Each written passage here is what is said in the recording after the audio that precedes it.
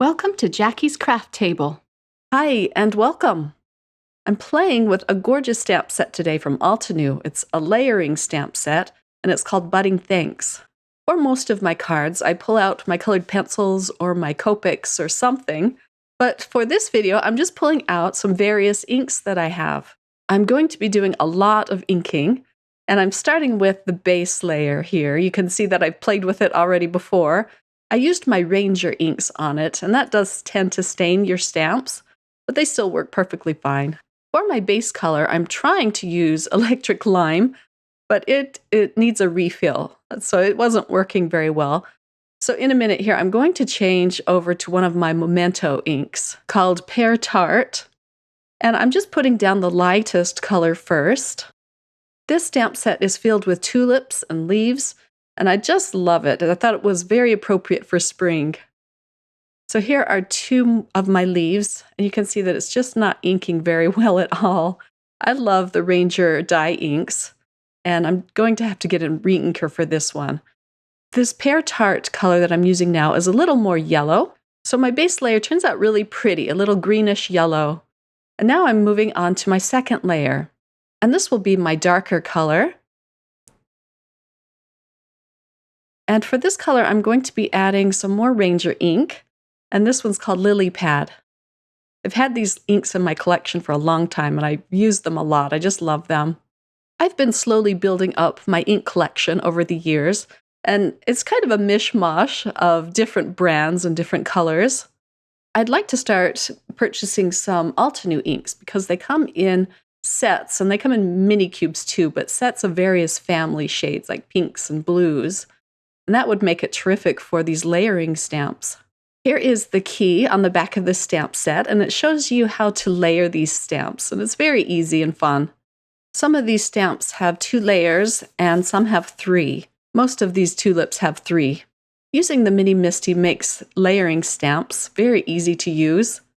It helps you to line up the stamps very precisely, and then to stamp again if you need to, if you don't get enough color on the paper.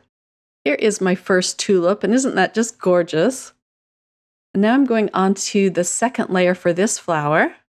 The next ink I'm using is Fossilized Amber, one of my distress oxides.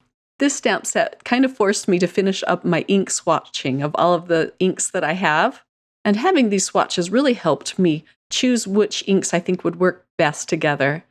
And then next I'm using some spiced marmalade just on the very bottom of this stamp, just to give it a little more dimension. On my next 2 flowers, I'm going to use some Tickled Pink from MFT. I'm stamping out every stamp in this set, minus 1 flower, and I'm stamping these up twice just to get good coverage. For my next color, I'm going to use Pure Plum from MFT. This is going to be the main color of my card because I'm going to use some cardstock called Pure Plum as well from MFT. This color will be the mid-tone for the flowers. It's just a gorgeous, bright plum color. I love it. Now on to the third layer. And for this, I'm going to use some more distress ink called Seedless Preserve. Distress oxide, I should say. And this will be my darkest color. This stamp puts down the darkest shadows. So pretty, adds a lot of dimension. I really don't know which is faster, stamping out all of these flowers or coloring them in, but I have fun doing both. And these layering stamp sets are just amazing. It's so fun to see the dimension build as you stamp these out. This last tulip that I'm working on has a little leaf under it, and I'm going back to my same greens, my Pear Tart for the lightest, and Lily Pad for the shadows. I didn't have room on this panel to stamp out the stem, so I'm going to put in another piece of paper in my Mini Misty and stamp that out. And I'm using the same greens for that as well. I only needed to stamp 1 out because I am going to cut this in pieces as I need them for my flowers. Such a long stem. This stem also has 2 more stamps that go with it. It adds the shadows to the top and the bottom of the stem. For these stamps, I do have the coordinating dies, and I found them a bit difficult to use. They do cut out a white border around your images, and I had a hard time lining them up. So I die cut all of the images with some thin cardstock, and I'm just putting that over the image I want to cut out, making sure that the white border is even around the flower. And then I just kind of pop that in and tape it down.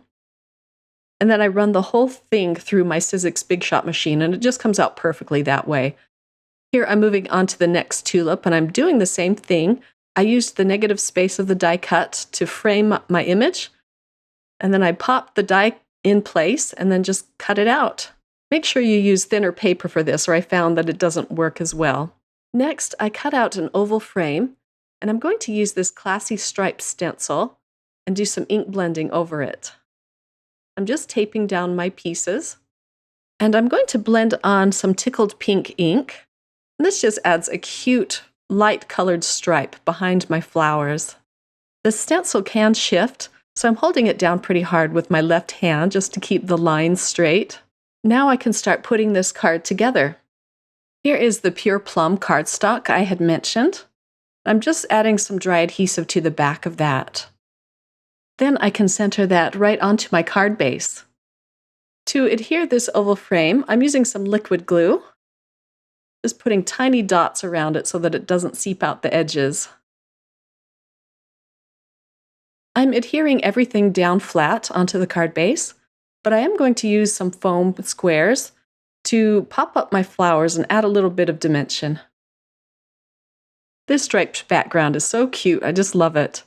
Before I start adhering my flowers, I'm going to stamp out the sentiment, and this is the only sentiment that came with this set. It just says thanks.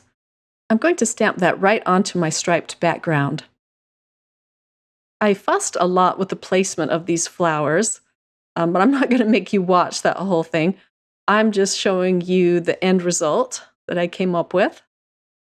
However, you can't go too wrong with these beautiful flowers. I think they'd look fabulous in any kind of arrangement. I wanted the largest flower to be kind of the focal piece, so I put that down first, and then I'm just arranging the other two around it, kind of making a visual triangle. And then I had to cut off that leaf to get it to fit under that tulip. For the last touch, I'm adding some gorgeous iridescent bubbles from Studio Katia. I just love how they pick up all of the various colors from the card. I should have bought more than one pack because I have a feeling I'm going to go through these really fast. And this completes my thank you card. Thank you so much for watching. I hope you can find some time today to sit down and create something awesome. Have a wonderful day. Bye.